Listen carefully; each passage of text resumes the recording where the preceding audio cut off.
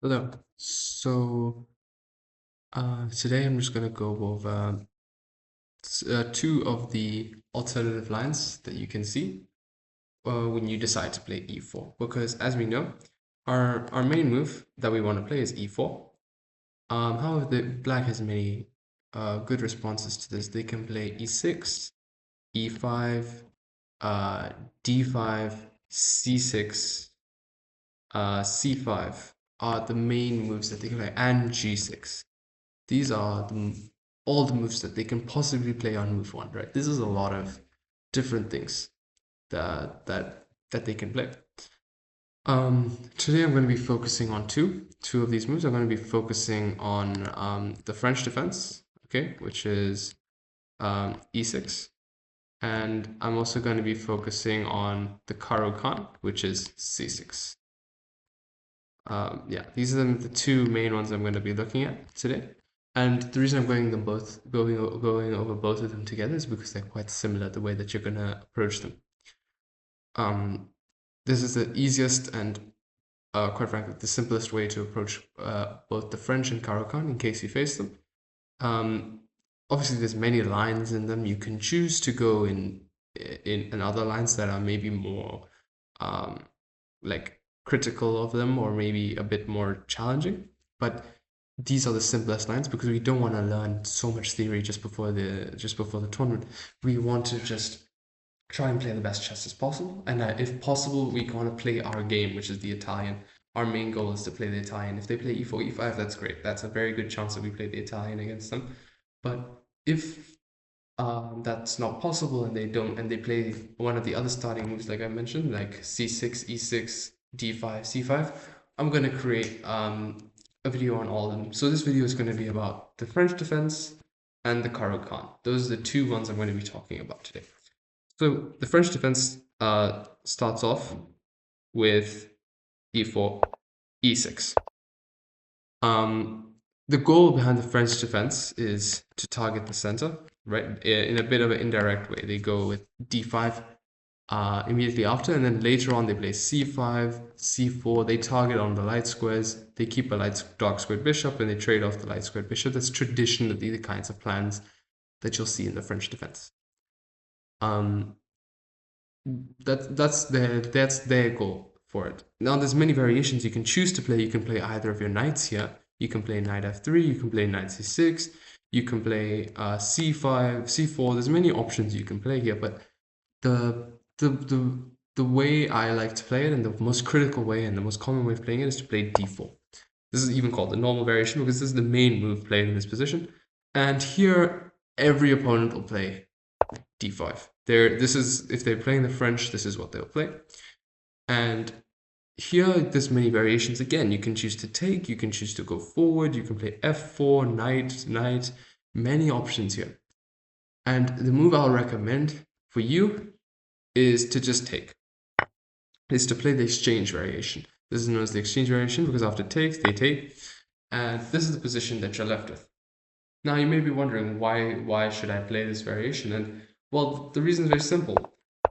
The development is very normal, very intuitive, and it leaves you with a nice position.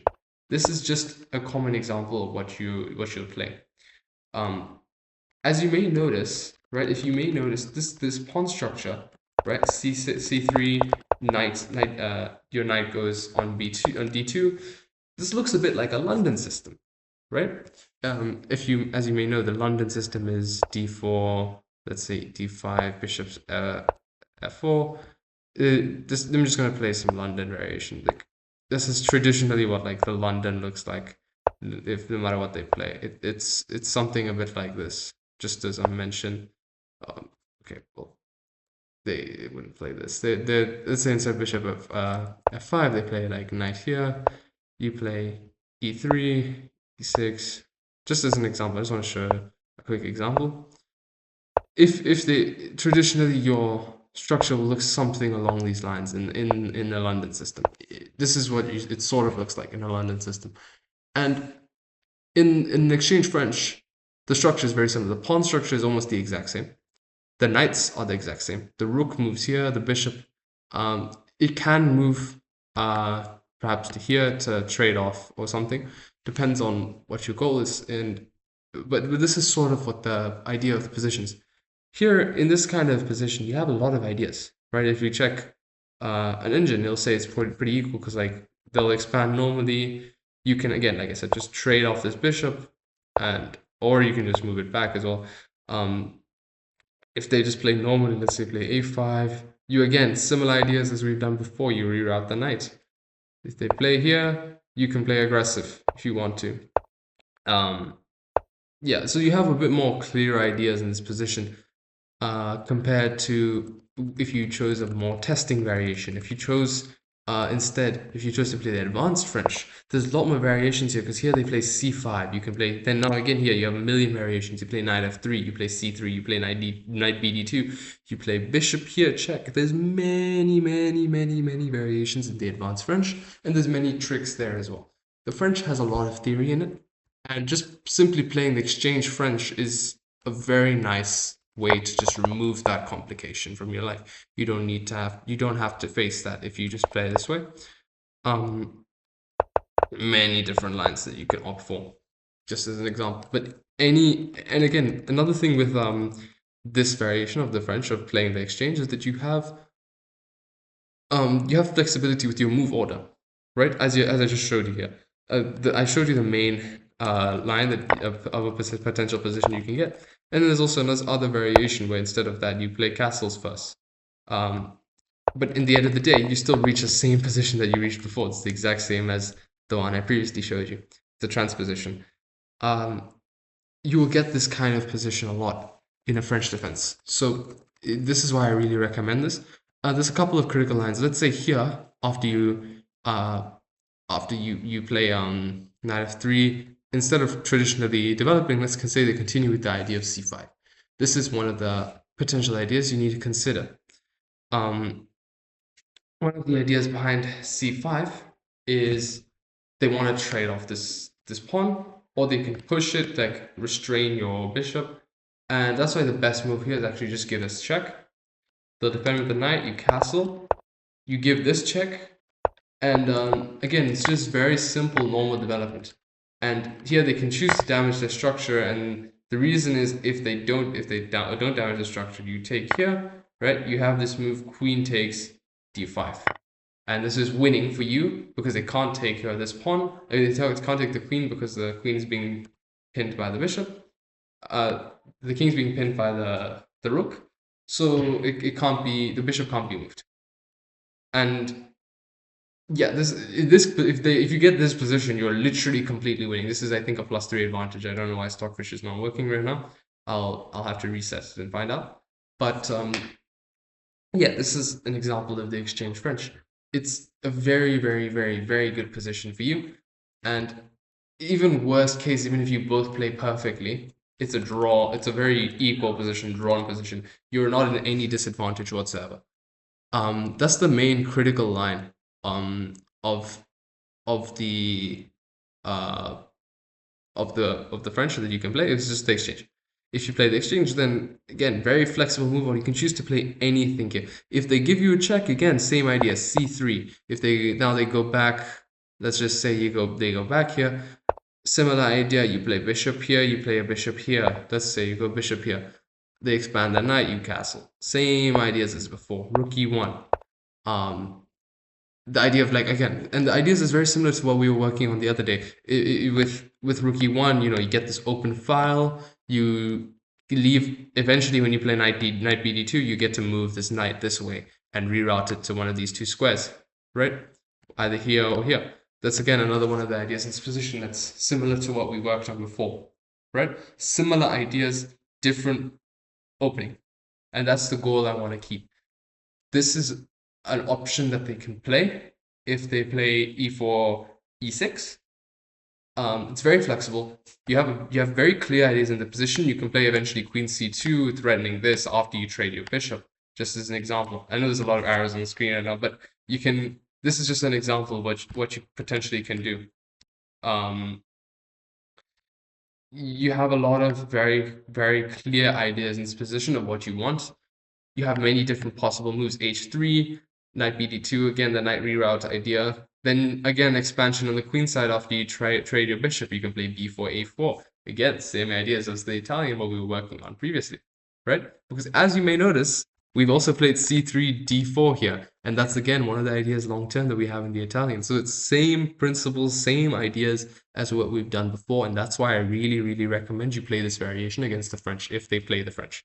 If they play the French, play the exchange French because this is the simplest, and also it is it's the most flexible, and it allows you to play the same ideas that you've already used before to play this kind of position. Yeah, there's nothing, there's no real ridiculous test in this exchange French. There's the only potential drawback is maybe if you're very much wanting a very tough game, if you want a very positional game, then maybe the French is not for you. But if you want an equal game where you have good chances of winning, this is for you. This is the kind of idea. Because if you play very aggressively here, for example, if they decide to play a4 instead, a5, sorry, you can go again with this knight reroute idea. And then you can push out their bishop. And here you don't trade again. You can play again, same ideas as before, queen c2. Trade, trade. Look at that. Now look at this position for you. It's so much better. And if they don't take, well, let's say they play rook here, again, you take. And now you're up a pawn. This exchange French is very, very powerful, and it's very good against people who don't know exactly what they're doing in the French, because your ideas remain the same as they would in the Italian. Nothing much changes for you. So this is the main idea of the French. Just to recap on the starting board, the idea is you trade, you play c3 to prevent their bishop from coming here. You play your bishop here to get control over this square eventually. You eventually play queen c2. You play the knight reroute this way to potentially move it here or here. You move this knight to f3. You castle, right? That's pretty clear. You play rook e1. You move the bishop out to either this square or this. You either move it to this square or you move it to g5 to eventually trade off. And long term, you have the ideas of playing b4, a4, right? Long term ideas. And again, there's many other variations where you can potentially play h3, g4 instead. Like if their bishop comes too close, you can play really aggressively. You can move. Sometimes even you can play like let's say it's a position like here. Or where's that position variation? Sorry. Oh yeah, here with g4, right? Long term potentially, if they don't trade, after playing queen c2, if they don't trade and sorry, even if they trade and they go for something like this and they move their bishop back. If you want to play really aggressively, you can move your knight here as an example, threaten this. You have a lot of more ideas in this position. You can play maybe eventually even king h1, rook here, and then you have open lines this side with maybe pawn pushes, f4. You have very good ideas here. There's no direct weaknesses that you have. There is literally no weakness in this position for white, and I really recommend this. Yeah, so that's all I have to say about the French. If you have any more questions, please message me. Please tell me what you want to know. But these are the key moves in the French. I'm sending another one on the Caro-Kann just now.